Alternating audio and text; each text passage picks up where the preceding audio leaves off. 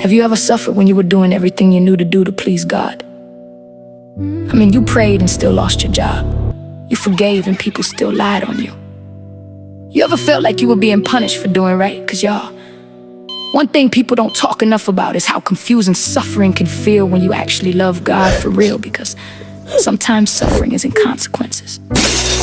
Anyways, welcome to Trap Bible Stories. Yo! So I was reading my Bible, right? And then the Gospel of Job 1:42, God snapped when he told the devil to go mess with Job.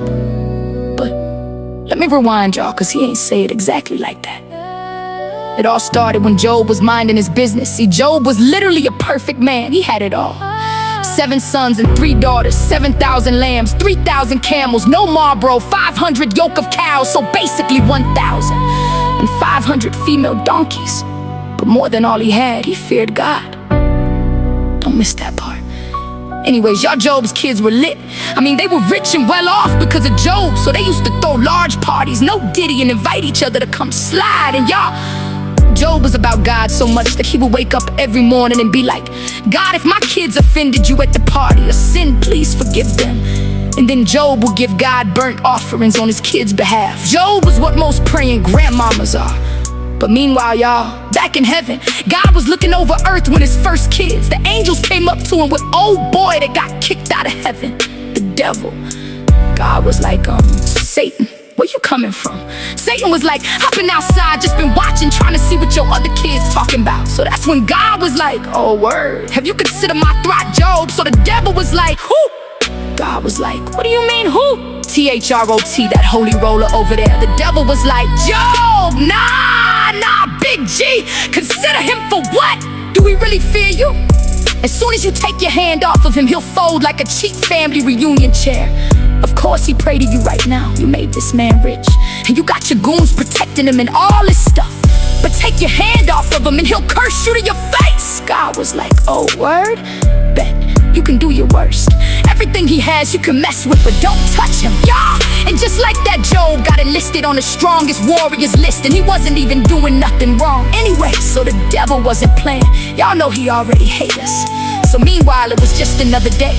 Job was at home minding his business at the table about to eat, and all of his kids were having a party. That's when one of Job's servants interrupted him like, Job, we got attacked and some men took all of your donkeys and cows. They killed everybody. I was the only one to escape. Y'all, before the first servant was done talking, another servant barged in and interrupted. It was like, Job, lightning just struck. It killed all of the sheep and other servants. I was the only one who made it. Then y'all, a third servant comes in. Listen, if I was Job, I would have lost my appetite.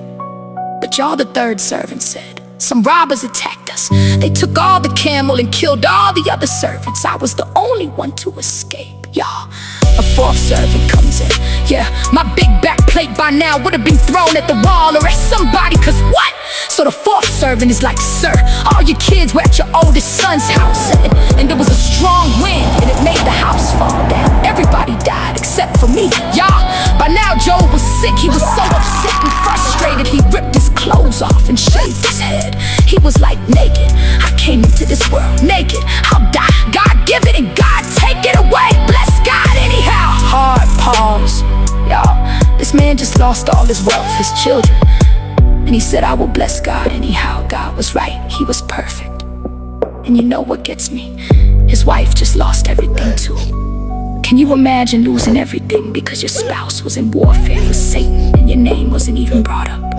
Anyways, that's when back in heaven, the angels were walking around with Satan again. So God gonna ask Satan, hey, Satan, where you coming from? That's when Satan was like, from earth. You know, just going here and there, trying to see what these wannabe angels talking about, y'all. That's when God gonna be funny like a proud parent and say, so you thought about Job? Ain't nobody like my boy on earth. He's perfect, he fears me, and he don't even like evil like that. And I can't forget you did all that to him, and he didn't even flinch. I don't play about him, and he don't play about me. So Satan gon' clap back and say, see, that's what I'm talking about. Nah, you had me touch everything but him. That ain't fair. If you let me touch him, he gon' curse you to your face. God was like, oh, word. Alright, fine. You You could touch his skin, his bones, and his body, but you can't kill him. But I'ma let you know he ain't like you, he like me. Satan was like, not when I get done with him. And y'all just like that. God gave Satan permission to keep messing with Job. And let's rewind, because he was only real life minding his business, serving God. Anyways, y'all so Satan wasn't about to play fair this time. That's when he made Job real sick. He put nasty boils all over his body from his head to his feet. So Job sat in ashes and painfully scraped the boils with broken pottery. And y'all, rather than his wife taking care of him, she was looking at Job like, ninja, you about to die too. Nah, bruh, I done lost my kids, the wealth, and most of the servants. And now you sitting here looking like an ER patient, y'all. That's when she said the unthinkable, y'all. She was like, bro, why don't you just curse your God and die already? That's when Job was like, baby, really? You being reckless. Be easy on Big G. If we take the good, we gotta take the bad too. But y'all, Job was really going through it. But that's when 3 of his partners rolled up on him after they heard what happened. But y'all, when they saw Job, they could hardly even recognize him. So y'all, rather than encourage him, they start crying all loud, tearing their clothes off and throwing dust in the air. They were acting worse than somebody's cousin at a funeral. Y'all, they were feeling so bad. They sat near and didn't even say nothing for a whole week, just sitting there. That's when Job finally decided to speak, and y'all know what he said? This man was like, curse the day I was born, forget the day, act like it never existed. Nothing good happened on that day. Erase it from your memory. Don't nobody need to get pregnant on that day. Don't nobody need to be happy the day I was born. It was the worst day ever. I should've never been born. I should've died at birth. Just take my birthday off the whole calendar. God shouldn't even think about that day, y'all. He was fed up, and he wasn't done complaining. He was like, if I was dead, I would be at peace. But no, God keeps waking me up every day. Like, bruh, kill me already. I just wanna die, but death on CPT. That's when one of Job's friends gon' say, I can't be silent no more. People who do bad things are the ones stuff like this happen to. You need to repent, y'all. Can you imagine? Your homie telling you to repent when all you do is serve God. But that's what he did for a whole passage and a half, talking about how he needed to repent, cause he gotta be doing something wrong. He was like, God, don't pick on perfect people. Just repent so you can get well and get your stuff back, bro. When he got done talking, Job was like, I ain't trying to hear all that. God, just kill me. He was like, I'm so upset right now, I can't even put into words. Not only did all this stuff happen to me, but y'all supposed to be my boys. Y'all supposed to encourage me, but y'all telling me that on top of everything I'm going through now, me and God allegedly beefing. Y'all some miserable comforters. Y'all ain't making me feel better. That's when one of them was like, bro, just eat something. But Job was like, I'm not hungry. I can't eat. Food makes me sick. I ain't got no strength. I ain't got no hope, and clearly I ain't got no friends either. He was like, one thing I know for sure, me and God good. Y'all need to repent and change what y'all saying about me, because I might do a lot of things, but I never disrespect God. I've been a good man. He was like, I know I'm complaining, but I am upset and venting. I know God watching me, but I'm trying to figure out why he just won't kill me already. He watching me suffer and go through all of this. I don't want to live. I just want to be left alone. That's when Job, other homeboy, gonna say, Job, stop talking like that. God ain't finna switch up for you. I don't even know why you playing in our face like that. Your kids died because they were bad. God punished them. The only way for you to get out the mess you in is that you need to go to God and ask for forgiveness. And maybe then you can have more kids and God can bless you with more stuff. So Job gonna say, I believe God can do anything you right, but what he does isn't based on what we see as good or bad. God could create a mountain and then destroy the mountain, and that's still good. We can't argue with God and why he do things sometimes. It ain't about us and what we think is good or bad.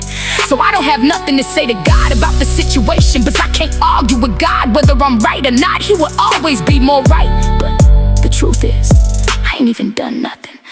That's why I know the same thing can happen to both good and bad people. God gon' do what he wanna do when he wanna do it. I just wanna vent and complain about my situation and die. That's it, that's all. And if I could say anything to God, it would be for him to tell me what I did that was wrong. But God do what he wanna do, so bro, miss me with all of that. I wish y'all would just leave me alone so I can die in peace. Y'all, that's when his third friend decided to chime in and be like, just because you're talking don't mean you're right. He was like, bro, have you seen yourself? You in a situation because of you, and really God not even punishing you enough based on what you really deserve. He was like, if you want this stuff to go away, you need to be lifting your hands and praying to God right now and getting all this evil stuff out your house so God can heal you. Only wicked people lose hope and wanna die. You cannot escape your sin, you need to repent. So Job was like, y'all don't know everything. I'm the person that pray to God every single day. I'm the person that was living right, but yet y'all over here laughing and talking about me. Y'all ain't no better than me when God does something. I know nobody else, including myself, can undo it. So I have nothing to repent for. I just wish he would kill me to end my suffering. Y'all over here at my house lying on God about who I am, but let's be honest, did God really tell y'all to say that to me? So one of his friends gonna say to Job, bro, you don't respect God, relax, your sin got you wildin'. But Job snapped back and was like, bro, you're not making the situation better, you making it worse. If this were you, I would encourage you, I would be lifting you up and strengthening you. But you over here laughing and talking about me without even knowing all the facts. I am not my situation, just because life is life and don't mean I did something. They triple team Job's situation 3 times. They all went back and forth trying to get Job to repent, but Job kept eating them up with his replies even while he was on his deathbed. That's when some other dude was in the room with the 3 friends, and he got angry at Job because he wouldn't say he sinned. And he also got angry with Job's friends too, because they couldn't exactly prove that he was guilty. So he went on and basically told Job that he knew he was suffering, but he still needed to put some respect on God's name.